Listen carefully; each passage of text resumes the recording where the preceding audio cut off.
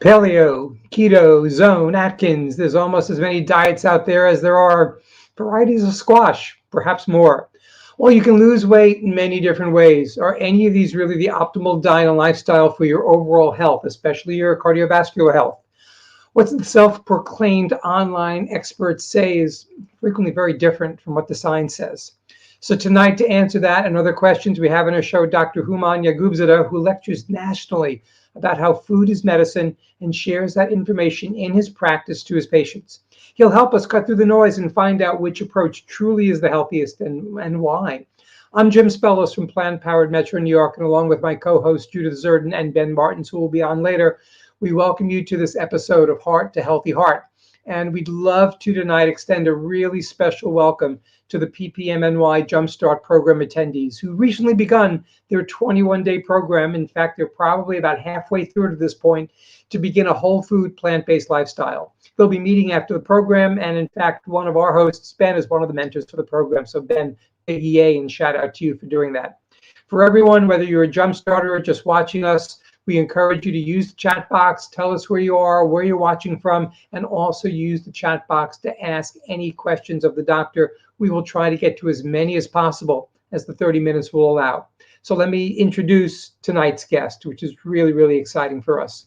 Dr. Hooman Yaghoobzadeh is the Clinical Associate Professor of Medicine at the Weill Cornell Medical College, New York Presbyterian Hospital. He graduated Cornell University and received his MD degree at the University of Pennsylvania School of Medicine, completed his internal medicine residency and cardiology fellowship at New York Hospital, and was selected chief medical resident. Recognized as a Castle, Connolly, and New York Magazine Best Doctor multiple times, he runs a busy academic cardiology practice on Manhattan's Upper East Side. His peers have recognized him with lots of teaching and clinical care awards, been featured at NBC Today Show, on CBC Evening News, and he lectures on food as medicine approach nationally and has partnered with the NIH to elucidate genetic origins of the premature vascular disease.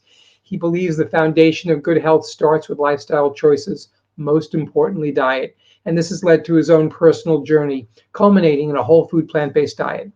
Dr. Yaghoobzadeh, good evening. Tonight, I understand that you want to share that a whole food plant-based diet is the most popular intervention for health, so the floor is all yours.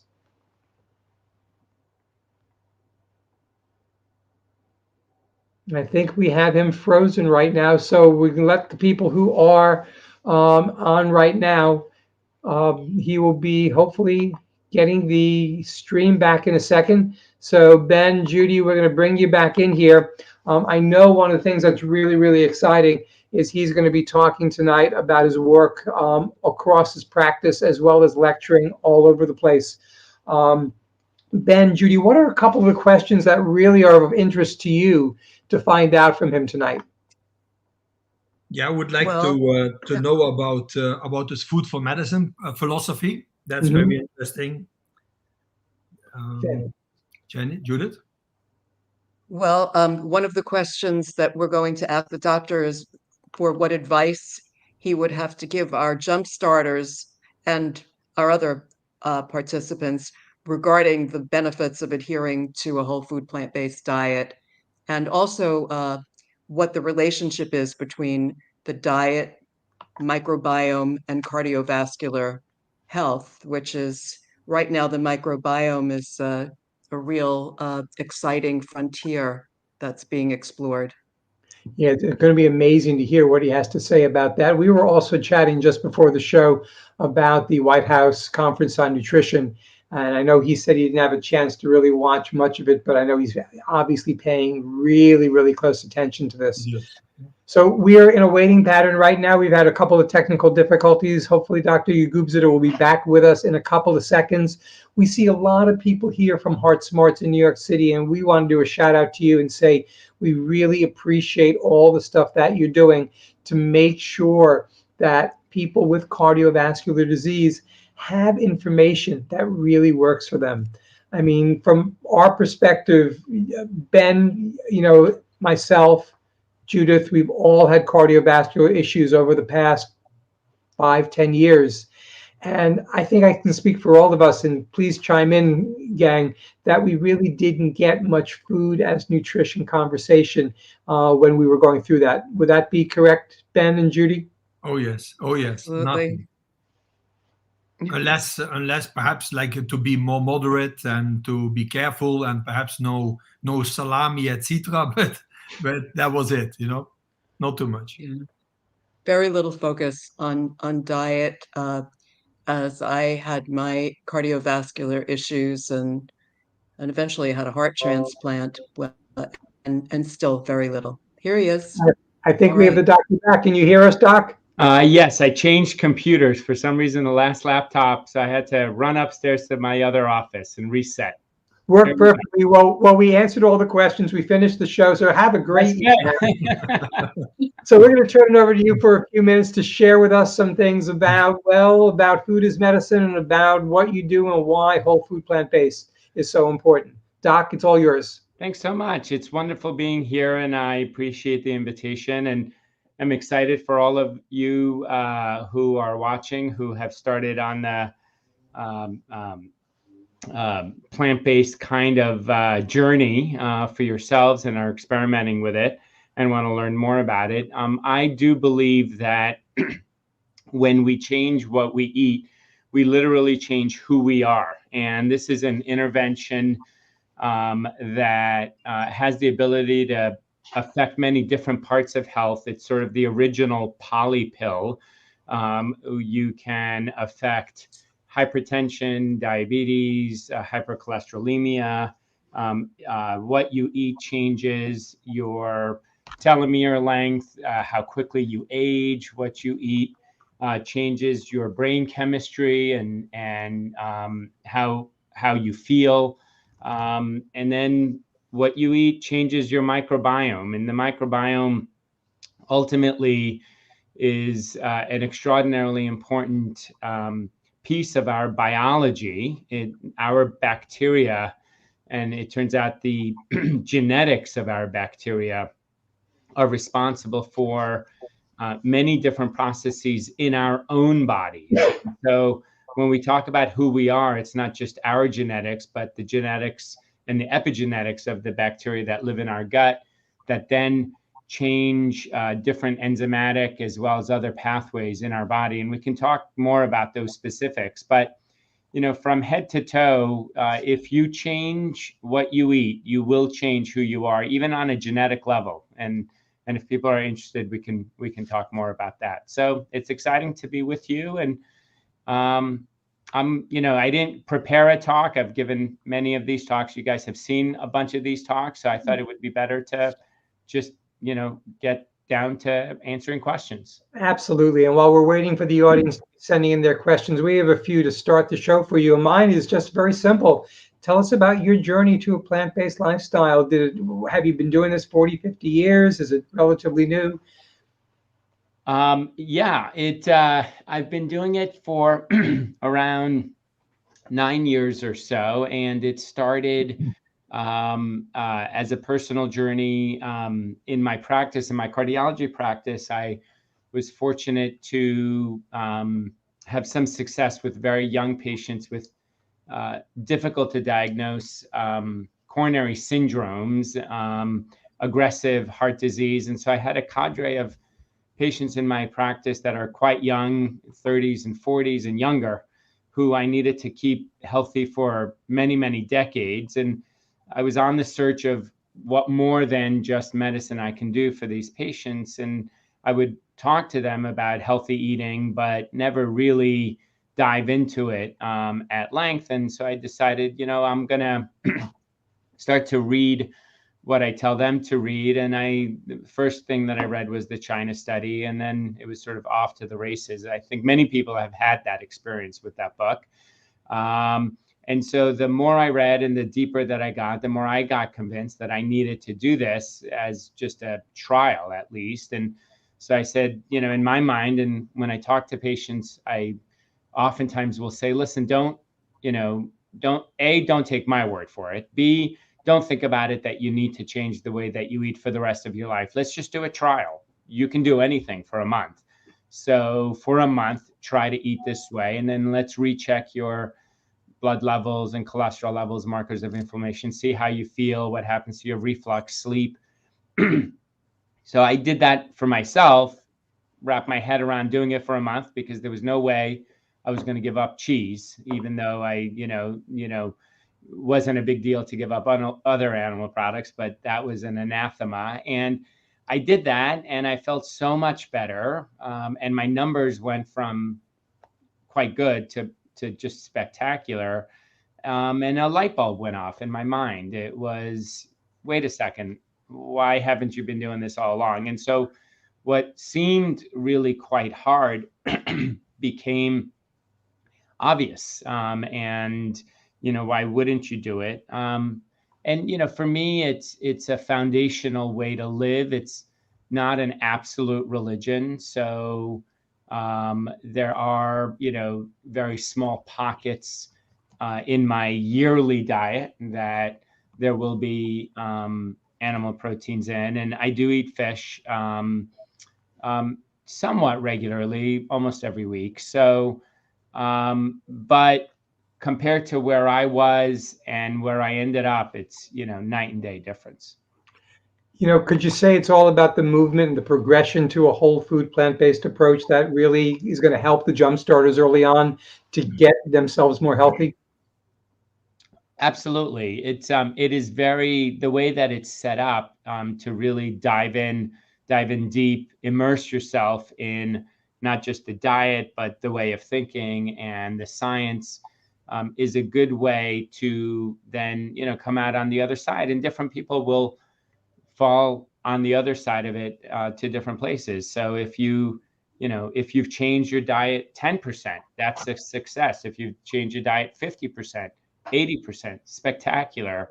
But, not being exposed to it and not really having done it and understanding it is, I think, unfortunately, where most Americans are. They haven't even entertained the idea of it as a possibility. And I think the first, kernel is to introduce that as just try it, see what happens. I think we have time later. We might get into the conversation of omega-3s if you don't eat fish. But I know, Judy, you had a question about the cardiovascular benefits. Right. So good evening. So for our audience and for the jump starters in particular, is there anything as a cardiologist that you would want to tell them about the benefits of adhering to a whole food plant-based diet? Absolutely. So from a cardiovascular perspective, a whole food plant-based diet packs a pretty heavy punch. First and foremost, it reduces the amount of saturated fat in your diet. The major source of saturated fat in the diet is animal proteins. Saturated fat is directly linked to LDL cholesterol. LDL cholesterol is directly linked to atherosclerosis. So it reduces saturated fat in the diet. It reduces salt in the diet because most salt is found in either processed foods or animal foods. In fact, the three major sources of salt in the American diet is bread, cheese, and chicken. Especially these days, the way that chickens are sacrificed and infused with saltwater brine to make them weigh more to maximize profits.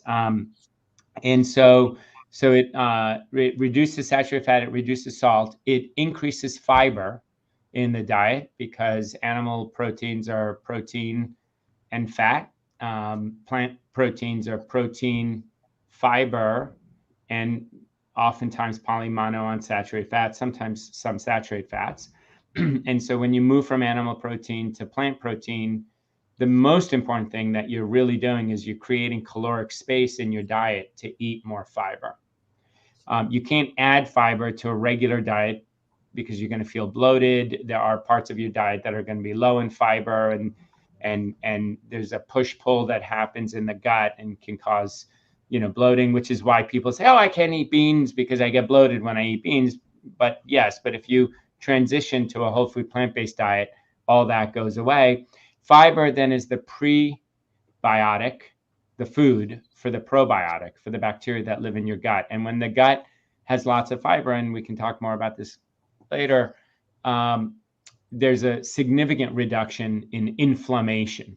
And inflammation is the first domino to fall for all modern day diseases, including cardiovascular disease.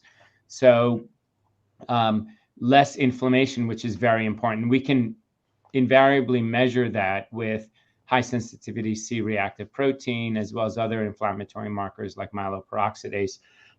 And I routinely see in patients of mine, when they lower the animal protein in their diet and increase fiber in their diet, their hsCRPs always come down. And so less saturated fat, less salt, most importantly, lower inflammation. And then there are some newer studies and data as far as specific agents, something called TMAO, which we can talk about, and reduction in TMAO and risk of cardiovascular disease along those lines. So I think those are the, some of the main ways that a whole food plant-based diet can reduce vascular disease. We're getting a lot of questions from the audience, but Ben, I know you had a question about TMAO, so it might be a perfect time to ask it. Yeah, please, can you explain the term TMAO and L-carnitine? Sure. So to go through that, it's, I think, a good idea to talk about the story of or I'm going to tell you a story, which is fascinating. It sort of ties into the original point that I said, if you change what you eat, you can genetically change who you are.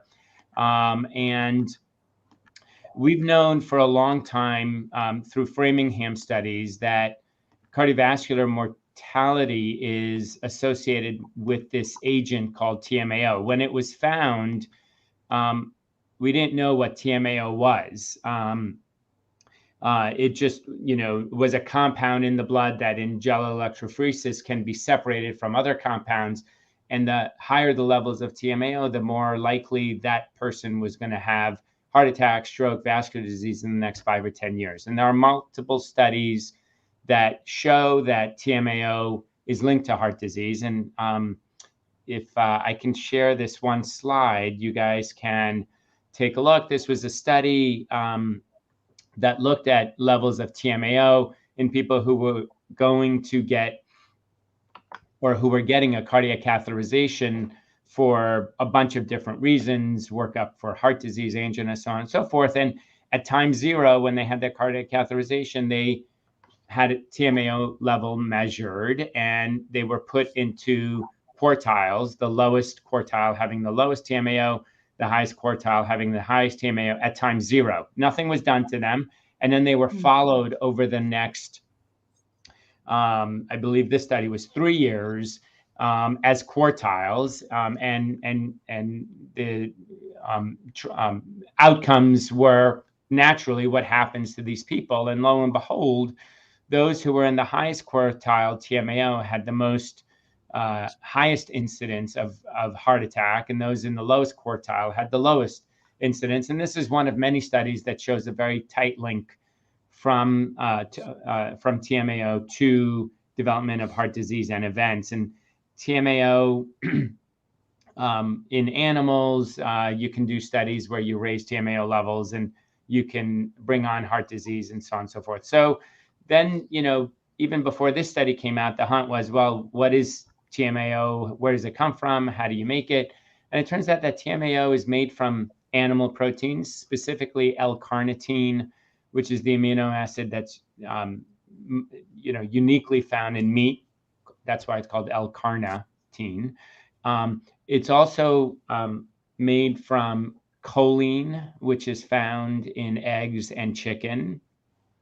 TMAO itself is found in fish, specifically deep and cold water fish. It turns out that TMAO itself is an antifreeze. It prevents fish from freezing when they're in very cold waters. So the idea that TMAO, which is linked to these animal proteins, was causing heart disease was interesting. And people said, oh, okay, well, that kind of makes sense. We know that it's not all about LDL, but maybe it's about this other compound. So the really interesting part comes in, and you can share this next slide.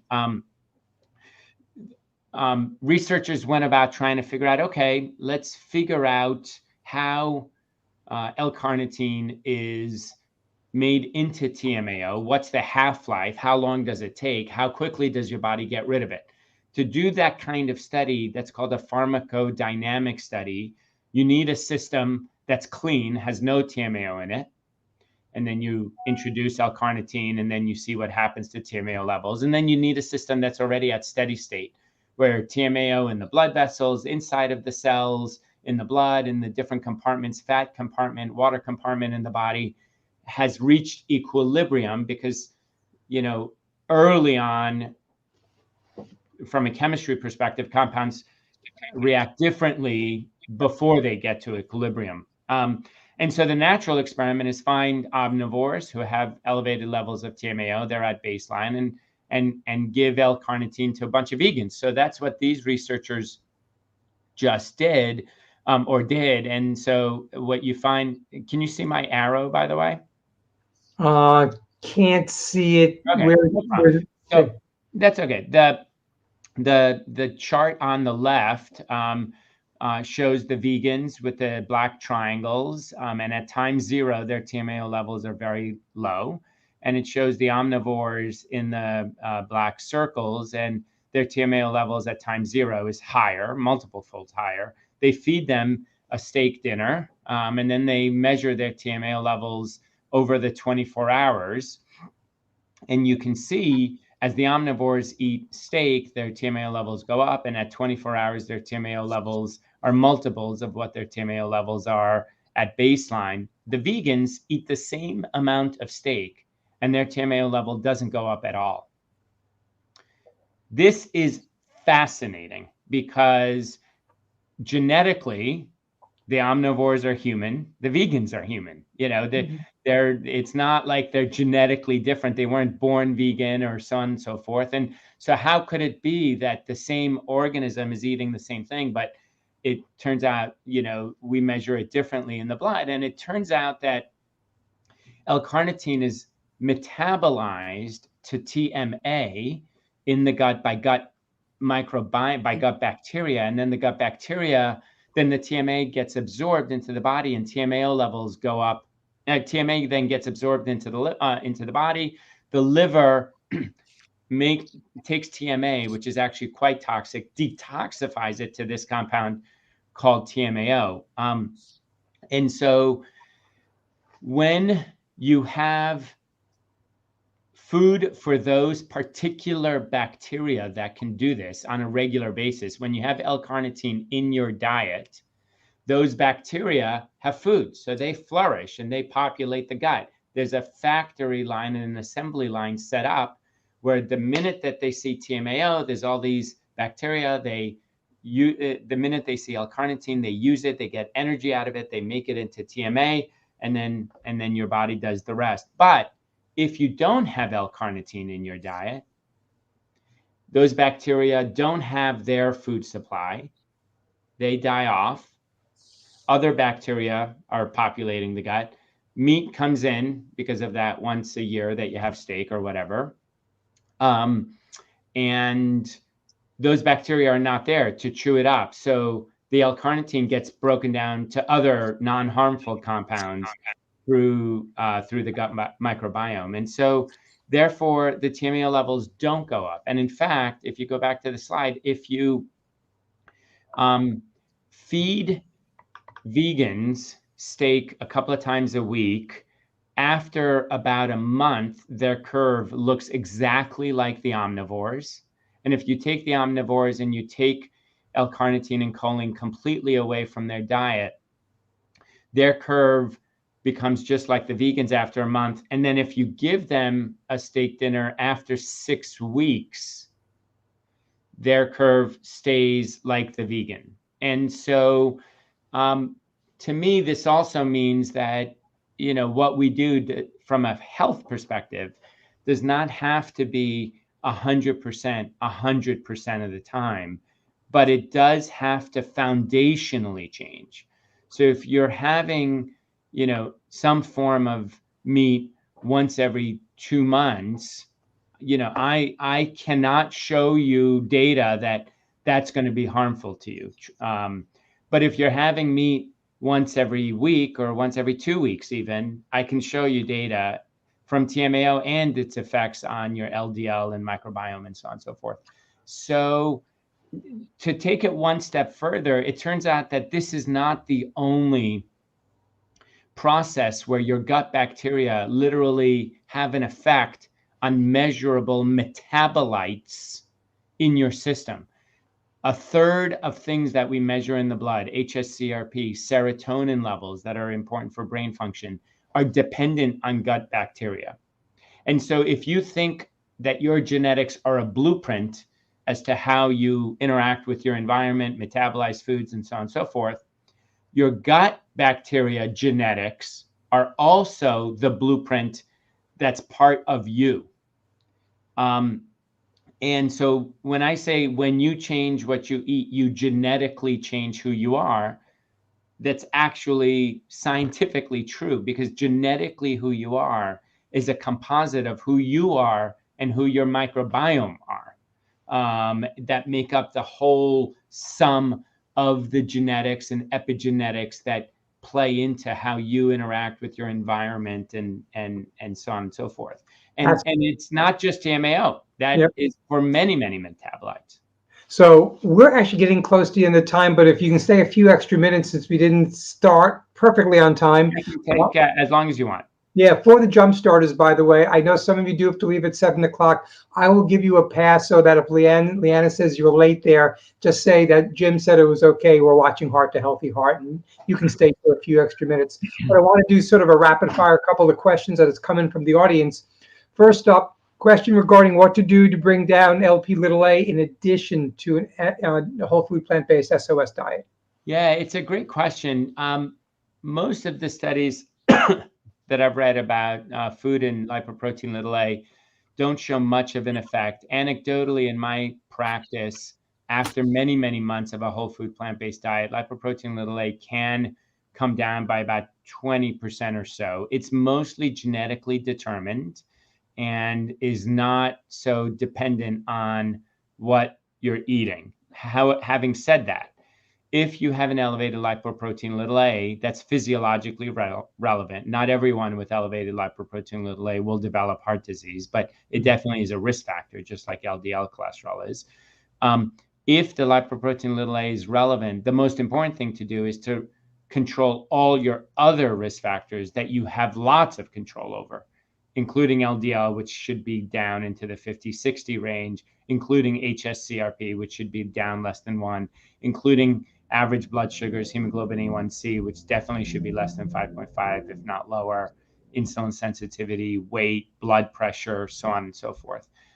There will be drugs that come out that control lipoprotein(a), hopefully in the next 3 to 4 years. The PCSK9 inhibitors that we use to lower LDL cholesterol, those injections that we sometimes give once every 2 weeks, do lower lipoprotein(a) by about 25-30%.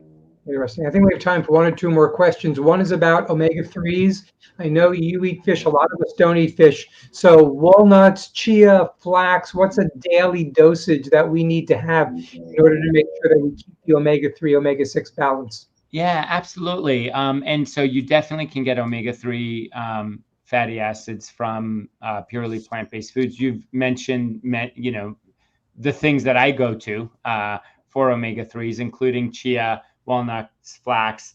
I have a couple of tablespoons of chia seeds and flax powder in my morning shake. I have a handful of walnuts a day. The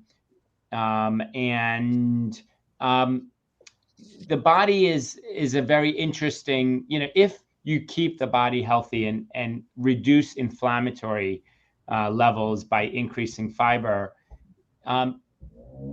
Absolute amounts of other things are not truly necessary. And that's why I don't believe in supplements and so on and so forth, meaning your body specifically for things like this can take the omega-3 fatty acids that you're giving it and go a very, very long way if you don't have an inflammatory state that chews up all of the antioxidant effects of the omega-3 fatty acids.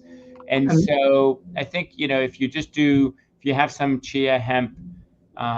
some chia, flax, and walnuts, almonds daily, you're going to be fine. Perfect. And regarding inflammation, what areas of the body, is anything in particular? Does the inflammation go throughout the body, wherever the body? Yeah, inflammation affects every single cell in the body, from your hair to your eyes to your toes and kidneys. It's difficult to measure inflammation. HSCRP, I think, is a very good measure. Myeloperoxidase is a good measure. LPPLA2 is another one that's more specific for cardiovascular inflammation. But the HSCRP is a very good one. And really, inflammation is the first domino to fall for most modern day diseases because we've evolved to be inflammatory organisms. Throughout the 99% of our evolution, the more inflamed we were, the more likely it was going to be that we would fight off the infection, clot off the bite, and make it to 35 years old. Once you're past 35, nature doesn't really have much use for us. It's living past the age of 35 that really all of modern medicine is relevant for. And so inflammation after the age of 35, 45 is the death knell. Inflammation is what ages you and makes cells turn over, and cellular turnover then ultimately is also relevant in cancer as well as organ aging. And so inflammation really is the most important variable to modify. Interesting. Follow-up question somebody had about the TMAO in fish, and I just want to get your perspective on it. They asked if TMAO is deleterious, which obviously it is, then shouldn't we avoid eating fish? Well, I know you read it. I think it's a very good hypothesis and very reasonable to assume that. Most studies that have looked at fish suggest that fish is heart healthy. And so I have not been convinced yet that cutting fish out is necessary or needed. There's also a bunch of data that when you have L-carnitine and choline, which then gets metabolized to TMAO, there's an increase in TMAO in the blood that stays high for an extended period of time as you go through that metabolism. The TMAO that's already found in fish, when it gets absorbed, leads to a TMAO spike, which then comes down quickly and may not, and slightly high or spiking TMAO levels that come down are very, very different than TMAO levels that stay high over a long period of time. I definitely would not, if somebody came to me and said, listen, I don't want to have fish because I think fish, potentially has all these harmful effects, or as my son did when he was 6 years old, say, listen, I don't want to eat animals at all. And that was way before I came to this place from a health perspective. He came to it from a very different perspective. I didn't convince him to eat fish, and I don't convince my patients to eat fish because I think it's healthy for them. But to be completely transparent and honest, I tell patients this is what I do in my own life. And this is sort of where I've landed for now. Who knows, where that's going to be 5 or 10 years from now. For all of us, it's all about the science anyway. We want to know what the strongest science is to be able to support the healthiest way of life. I know we've gone a few minutes past. It's been an amazing half hour, Doc. We really, really appreciate your time. So I want to thank you so much for being part of the show tonight and sharing with the audience for all of the jump starters who are out there, now go back to the Jumpstart and be able to talk about all this great information that we got. We do wish you, from Ben and Judy and myself, the best of success on your journey. By the way, if you want to watch the show again, it'll continue to be on our Facebook, YouTube, and LinkedIn channels. And we will be here next month on the 19th with Dr. Kushik Reddy. And we are really excited about that. So for Dr. Yaghoobzadeh, thank you very much. Judy and Ben, I am Jim Spellos. We all wish you optimal health, and thank you for being here tonight on Heart to Healthy Heart.